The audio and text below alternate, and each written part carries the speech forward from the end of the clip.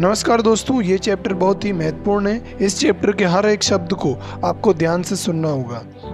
शरीर मन का सेवक है। ये मन के क्रियाकलापों का पालन करता है, चाहे वे जानबूझकर चुने गए हो या स्वतः ही व्यक्त किए गए हो।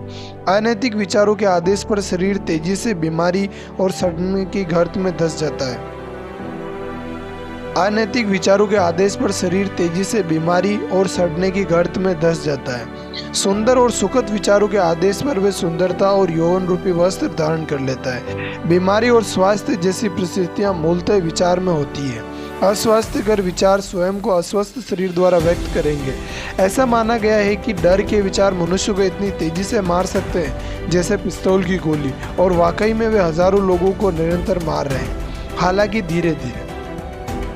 बीमारी उन्हीं को होती है जो बीमारी से भयभीत रहते। चिंता तुरंत ही पूरे शरीर के मनोबल को तोड़कर बीमारी के प्रवेश का रास्ता खोल देती है, जबकि दूषित विचार शीघ्र ही स्नायु तंत्र को छिन्न भिन्न कर देते हैं, भले ही भौतिक रूप से उनमें आसक्त ना हो।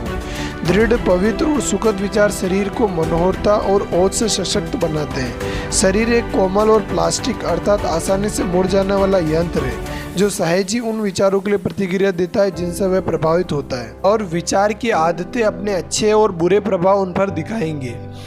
मनुष्य जब तक दूषित विचार फैलाता जाएगा तब तक उसमें प्रभावित होने वाला रक्त अशुद्ध और जहरीला रहेगा। छल कपट से रहित हृदय से स्वच्छ शरीर और विशुद्ध जीवन बनता है। कुलसित मन से भ्रष्ट शरीर और कुलसित जीवन उत्पन्न होता है। विचार, कर्म, जीवन और अभिव्यक्ति का झरना है। इस झरने को पवित्र बनाइए, सब कुछ पवित्र हो जाएगा। जब तक मनुष्य अपने विचारों को नहीं बदलेगा तब तक खान पान बदलने से उसे कोई मदद नहीं मिलेगी। जब मनुष्य अपने विचारों को शुद्ध बना लेता है तब उसे तामसिक भोजन की कामना नहीं रहती। स्वच्छ विचारों से स्वच्छ आदतें बनती है। वे तथाकथित संत जो नहाते नहीं है वास्तव में संत नहीं है। वह जिसने अपने विचारों को शुद्ध करके दृढ़ता प्रदान की है, उसे नुकसान पहुंचाने वाले सूक्ष्म जीवों का महत्व नहीं देना है। यदि आप स्वयं अपने शरीर की रक्षा करना चाहते हैं तो आप अपने मन को चौकन्ना रखिए। यदि आप अपने को नया जीवन प्रदान करना चाहते हैं तो सबसे पहले अपने मन को सुंदर बनाइए। द्वेष, ईर्ष्या, निराशा, विषाद के विचार शरीर के स्वास्थ्य और रौनक को खत्म कर देते हैं। अप्रिय चेहरा अकस्मात नहीं आ जाता, बल्कि कूट विचारों द्वारा बनता है। झुर्रियां जो चेहरे को बिगाड़ती है उनका कारण मूर्खता है, दुर्वासन और घमंड है। मैं एक 96 वर्ष की महिला को जानता हूँ जिसका चेहरा किसी आबोध लड़की जैसा दीप्तिवान है। एक और व्यक्ति है जो अधेड़ उम्र के करीब है, जिसका चेहरा बड़ी बेमेल रूपरेखा में खिंचा रहता है। पहला मधुर और खुशनुमा स्वभाव का परिणाम है, जबकि दूसरा दुर्वासन और असंतोष का परिणाम है। आपको तब तक मधुर और हितकारी आवास नहीं मिल सकता जब तक आप अपने कमरे में हवा और सूर्य के प्रकाश को निर्बाध रूप से न आने दें। इसीलिए मन में खुशी, सद्भाव और प्रसन्नता के विचार सिर्फ सरलता से प्रवेश होने का परिणाम है। स्वस्थ शरीर और तेजस्वी सुखद शांत मुखमंडल है।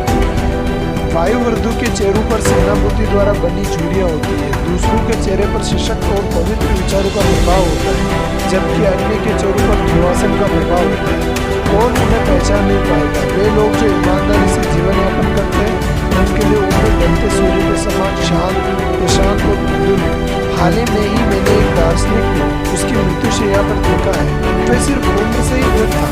जितनी मधुरता और शांति से उसने अपना जीवन जिया था, उसकी मृत्यु भी वैसे ही थी। शरीर की बीमारियों को दूर करने के लिए प्रसन्नता से भरे विचारों जैसा कोई डॉक्टर नहीं है। दुख और व्यथा की छाया को हटाने के लिए सद्भाव अथवा अपनापन दर्शाकर सांत्वना प्रदान करने के अतिरिक्त कुछ नहीं हो सकता। लगातार कूटता, संदेह, ईर्ष्या और दुर्भावपूर्ण विचारों में रहना बिल्कुल ऐसा ही है मानो खुद के बनाए हुए बंदीगृह में कैद रहना।